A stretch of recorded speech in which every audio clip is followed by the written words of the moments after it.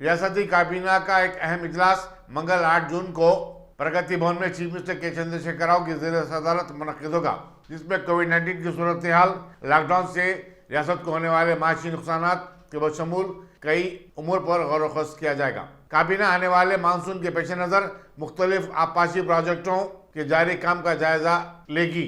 ज़राए के मुताबिक 9 जून को ख़त्म होने वाले लॉकडाउन में तोसी या फिर उसे उठा लेने के बारे में कोई कतई फैसला किया जाएगा। वाज़ेह है कि रियासत में 12 मई से कुछ नरमी के साथ लॉकडाउन जारी है। रियासती वज़ीर फाइनेंस टी हरीश राव ने बरतरफ शुदा वज़ीर सेहत ईटाला राजेंद्र से कहा कि वो उनकी पीठ पर बंदूक रखकर गोली न चलाएं और गैर जरूरी तौर पर उनका नाम किसी भी मामले में घसीटने से परहेज करें। ईटाला राजेंद्र ने कहा था कि चीफ मिनिस्टर के पास वज़ीर फाइनेंस हरीश राव जैसे लोगों की भी कोई इज्जत नहीं है। वज़ीर फाइनेंस ने अपने रद्दअमल का इजहार करते हुए कहा कि चीफ मिनिस्टर चंद्रशेखर राव उनके लिए बाप का दर्जा रखते हैं।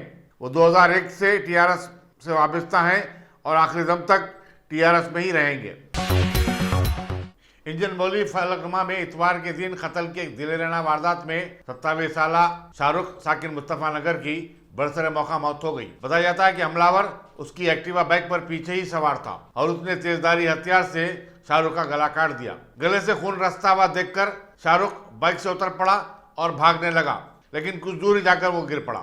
बताया जाता है कि मकतूल के खिलाफ पोस्को का एक मुकदमा भी जेर दौरा था और उससे 3 बच्चे भी हैं। इत्तला मिलते इंस्पेक्टर फलकनुमा आर देवेंद्र और असिस्टेंट कमिश्नर पुलिस अब्दुल मजीद ने मकाम वारदात का मुआयना किया। इत्तला मिलते इंस्पेक्टर फलकनुमा आर देवेंद्र और असिस्टेंट कमिश्नर पुलिस मोहम्मद मजीद ने मकाम वारदात का मुआयना किया। बादशाह नाश को पोस्टमार्टम के लिए रवाना करते हुए एक मुकदमा दर्ज किया गया। पुलिस कत्ल के वजूहात का पता चला रही है और उसने मुलजिम की भी शिनाख्त कर ली है। इसी दौरान नुमाइंदा कॉर्पोरेटर मोहम्मद अब्दुल हन्नान ने मीडिया से बातचीत करते हुए इस वाक़े पर अपने गहरे अफसोस का इजहार किया। उन्होंने बरसरेआम कत्ल की वारदात पर हैरत का भी इजहार किया। मेरा जो मर्डर हुआ मेरा बेटा है, वो अब्दुल शाहरुख है, और जो मारे जो इंतकाल हुआ, मेरे को अपील कर रही हूँ मैं, इल्तिजा। बच्चा तो और एक बच्चे से भी मोहब्बत करता था। कौन मारे क्या नहीं ये तो नहीं मालूम है, लेकिन उसके बाबा मारे बोलकर मालूम हुआ हमारे को। जो भी सजा देना है, लेकिन वो 3 महीने के छोड़ने का रहा तो वो लोगों को पकड़ो, इसको को छोड़ दो। छोटे छोटे बच्चे हैं, भाव को मेरे 9 महीने का बच्चा है, 3 साल का बच्चा है, और एक ऑटो ड्राइवर है, ट्रैली भी चलाता था बच्चा। वो मोहब्बत के चक्कर में जाकर लगा ऐसा करे। गए साल ऐसा बच्चे को भगा को ले गया था, टांग भी तोड़ दिए मेरे बच्चे को, फाइल भी तोड़ दिए। 3 साल की सजा हुई, जेल भी हो गई उनको, जेल हो गई, 3 जेल से छुड़ा के और ये सब हो गया था। फिर अभी अच्छा चल रहा था, फिर ये दुश्मनी अब निकालने की जरूरत क्या है? सब होने के बावजूद फिर ये हालत कर दिया, ये बच्चे का मर्डर कर दिया। ये बस हमारे को इंसाफ होना, बस हमारे को तेलंगाना पुलिस से इल्तिजा है कि हमारे बच्चे को इंसाफ होना। रॉडी शेटर जो खुलाना है उनको जो भी सजा देना है सजा मिलना उनको। क्या नाम है बच्चे का? अब्दुल शाहरुख। और टांग भी तोड़ डाले मेरे पैर तोड़ दिए, उनका पैर तोड़ दिए। तो फिर उनको उस्मानिया में 6 महीने एडमिट कर लेके ऑपरेशन कराए, वो कराए, जलचला में रहे। हम लगा हर चीज से ये करे, बस मेरे बच्चे को इंसाफ होना, हमारे दामाद को इंसाफ मिलना, बस अपने को।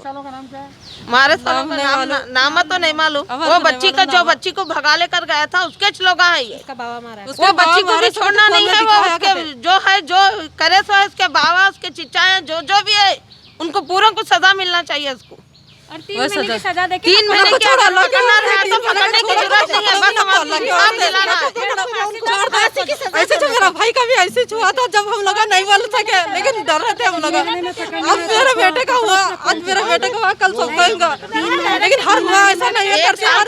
तीसरा है ये। अल्लाह के वास्ते पूरे परेशान है घर में और भी खाने, लेकिन कहने सजा तो बराबर होना।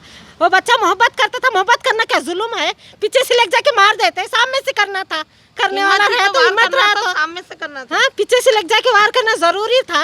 बच्चे छोटे छोटे बच्चे समझाए थे, दोनों में लड़े हुए थे, टांग तोड़ दिए, बीच में उस्मानिया को लेके गए। अम्मा सास बैठे थे लॉकडाउन में, ऐसे लॉकडाउन में बच्चे। अब बच्चे को, मेरे बच्ची को दुनिया का मारे से, मेरे बाबा को मारे से बच्ची मर गई। अब उनके बच्चों को कौन देखता? उनके बच्चों को 3 बच्चे हैं, क्या करना? छोटी बच्ची जवान उम्र में भी है, कौन पूछता है? 6 साल छोरा। माधापुर के हाईटेक एग्जीबिशन ग्राउंड पर कोविड-19 टीके देने के एक बड़े कैंप का इनेकाद अमल में आया, जहां 18 साल की उम्र के तकरीबन 40,000 अफराद को टीके दिए जाने के इंतजाम किए गए थे। डायरेक्टर पब्लिक हेल्थ डॉक्टर जी श्रीनिवास ने मेडिकोर के इश्तराक को ताउन से कायम करदा इस कैंप का इफ्तिताह किया। Commissioner police Hyderabad, VC Sajjanar, मुकामी अवामी मुंतखबा कायदीन और दूसरे भी इस मौके पर मौजूद थे।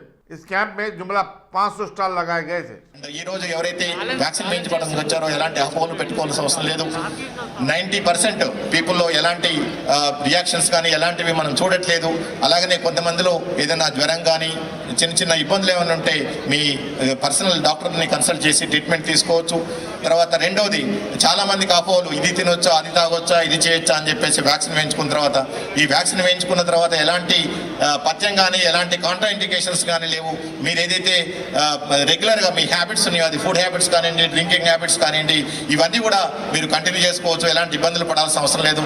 బట్ దయచేసి మీరు ఒక విషయం మరవద్దు, మీరు వ్యాక్సిన్ వేయించుకున్నాము ఇక మనకి వైరస్ రాదు అని దయచేసి ఆ భ్రమంలో ఉండకుండా ఏదైతే మనం కోవిడ్-19 నిబంధనలు ఉన్నాయో, అది ముఖ్యంగా వ్యాక్సిన్ వేయించుకున్న తర్వాత కూడా మాస్క్ ధరించడం కానివ్వండి, భౌతిక దూరం పాటించడం కానివ్వండి, చేతులు శుభ్రం చేసుకోవడం కానివ్వండి, ఇవన్నీ కూడా దయచేసి మన జీవన విధానంలో భాగం చేసుకోవాలి. ఇది शमशान घाट और हिंदू कब्रस्तानों में काम करने वालों ने कोविड-19 के टीके अंदाजी के मामले में उन्हें नजरअंदाज कर देने की शिकायत की और कहा कि उनके लिए भी टीके अंदाजी का खुसूसी इंतजाम किया जाए। हैदराबाद और सिकंदराबाद में तकरीबन 250 से 300 शमशान घाट और कब्रस्तान है।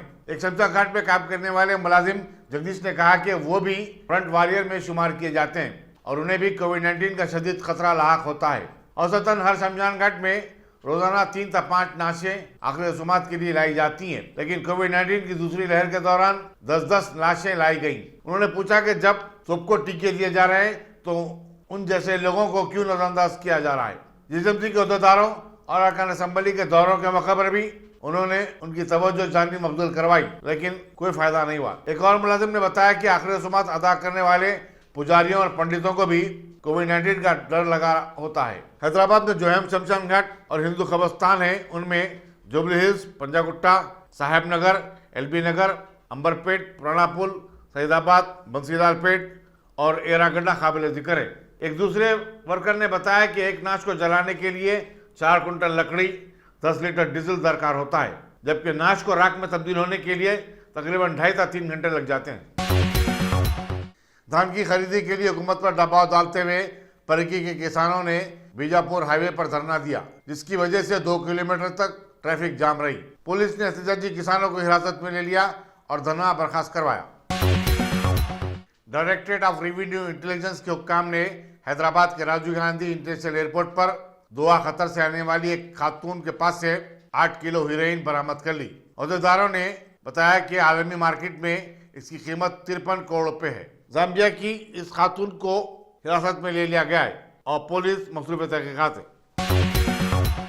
वेस्ट की पुलिस टास्क फोर्स ने बोयनपल्ली में 3 अफराद को गिरफ्तार किया जो ब्लैक फंगस के मरीजों को दिए जाने वाले इंजेक्शन ब्लैक कर रहे थे। मुलजिमीन के नाम वी निकल रेड्डी, टी वीनो और एम सरवंती बताए गए। ये तीनों 314 रुपए का इंजेक्शन 1200 रुपए में फरोख्त कर रहे थे। मुलजिमीन को मजीद तहकीकात के लिए पुलिस बोयनपल्ली के हवाले कर दिया गया।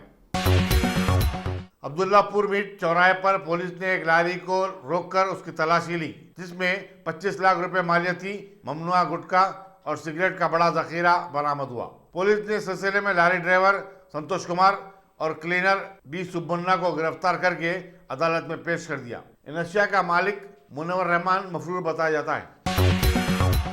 एलबी नगर पुलिस और उसकी सीसीएस टीम ने तवज्जो हटाकर रकम उड़ाने वाली मशहूर ईरानी गैंग के 3 अरकान को गिरफ्तार कर लिया। उनके कब्जे से 35,000 रुपए की नकद रकम, 811 अमेरिकी डॉलर भी बरामद किए गए। जुर्म में इस्तेमाल की जाने वाली मारुति स्विफ्ट कार को भी जब्त किया गया। पुलिस रचाकुंडा ने बताया कि ये टीम रचाकुंडा के कई इलाकों में दुकानात को जाती और अमेरिकी डॉलर के एवज अशिया खरीदने का बहाना बनाती, अमेरिकी डॉलरों के जरिए तबादले की भी ख्वाहिश करती। जब दुकान का मालिक नोटों की गिनती में मसरूफ होता, टोली रकम लेकर फरार हो जाती। गिरफ्तार शुदा में पारामाउंट कॉलोनी टोली चौकी के रहने वाले मोहम्मद हुसैन, वहीद रज्जब और नसीर आबिदी बताए गए। कीचड़ में गाड़ी फंसाने के बाद गाड़ी से नीचे गिरकर एक शख्स श्रीनिवास बरसर मौका हलाक हो गया। यह हादसा पिलर नंबर 308 के पास पेश आया। पुलिस राजेंद्र नगर मसरूफ तहकीकात है। मुत्तहदा आंध्र प्रदेश के साबिक चीफ मिनिस्टर कासू ब्रह्मानंद रेड्डी की अहलिया रघु अम्मा का देहांत हो गया। वो 97 बरस की थी। उन्होंने इतवार की सुबह सोमाजुगुड़े हैदराबाद में वाक़ अपने घर में आखिरी सांस ली। रघु अम्मा कई दिनों से अजीज थी। उनकी मौत की इत्तला के बाद आंध्र प्रदेश के गुंटूर जिले में रंजो-गम की लहर दौड़ गई। मुख्तलिफ सियासी जमातों के कायदीन ने रघु अम्मा की मौत पर ताज़ियत का इजहार किया है।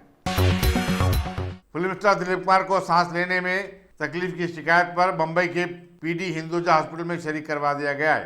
दिलीप कुमार की बीवी सायरा बानू ने इस खबर की तौसीक की और बताया कि 98 साला अदाकार मजीद चंद दिन दवाखाने में रहेंगे।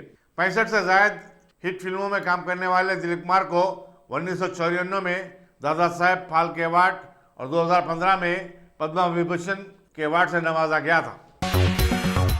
हिंदुस्तान में गुज़श्ता 24 घंटों में 1,14,460 अफराद कोरोना वायरस से मुतासिर हुए हैं, जबकि इसी मुद्दत में 2,667 अमवात हुई हैं। मरकजी वज़ारत सेहत ने बताया कि गुज़श्ता 2 माह के अरसे के दौरान पहली मरतबा सबसे कम केसेस सामने आए। इसी दौरान Indian council of medical research के मुताबिक हफ्ते को एक ही दिन में मुल्क भर में 20,36,000 अफराद के कोविड-19 टेस्ट किए गए।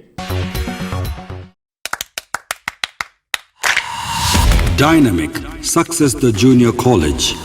Enter to win. Masters in MPC and BPC. Integrated coaching for NEET, IIT, JEE. Separate block for girls. Better coaching, better planning, better environment with better results. Opposite Madannapet Mandi, Saeedabad, Hyderabad. Phone 04029701124. An Institute of Success Schools.